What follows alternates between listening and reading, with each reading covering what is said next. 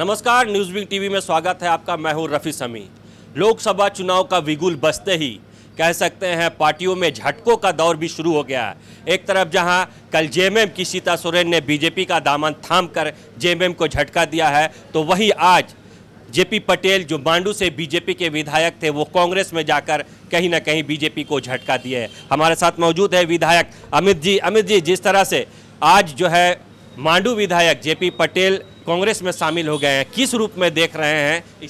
देखिए, पार्टी को इससे कोई नुकसान नहीं होगा। इसलिए नुकसान नहीं होगा क्योंकि जनता जान रही है कि स्वार्थवश यदि कोई इधर से उधर होता है तो उससे जनता कनेक्ट नहीं कर रही है। अब आपके जहन में ये सवाल है, अगर सीता सोरेन के लिए भी एप्लीकेबल। सीता सोरेन जी का जो मुद्दा था वो अलग था। जेपी पटेल जी को पार्टी ने सम्मान दिया, बावजूद इसके उसने सम्मान का आदर नहीं किया। सीता सोरेन जी के लिए तिरस्कार पार्टी में लगातार उनके हो रहा था।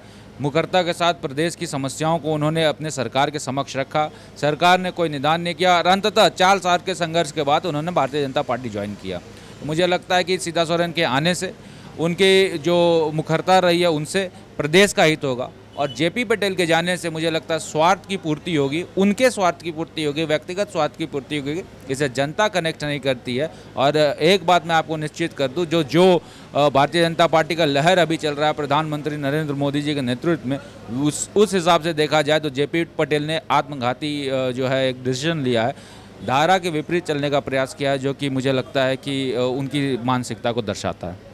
विधायक जी, आप ही कह रहे हैं कि धारा के विपरीत चलने का काम किया है, लेकिन कहीं ना कहीं ये गट्स भी तो सामने दिख रहा है कि इतनी बड़ी हिम्मत। और उनका कहना है कि बहुत सारे जो है बातें कही गई थी, कमिटमेंट किया गया था, वो फुलफिल पार्टी नहीं कर रही। देखिए, पार्टी कोई कमिटमेंट के साथ किसी को नहीं लाती है। आप प्रदेश अध्यक्ष जी का जब स्टेटमेंट सुनेंगे तो प्रदेश अध्यक्ष जी ने कहा था कि यदि मुझे झाड़ू मारने की बगैर मुझे जिम्मेदारी दी जाएगी पार्टी के अंदर मैं करूँगा, लेकिन कोई कमिटमेंट के साथ नहीं आऊँगा। लेकिन जब कोई व्यक्ति आता है, उनके स्टेटस को देखकर, उनके क्रियाकलाप को देखकर पार्टी अपने आप ही सम्मान देती है।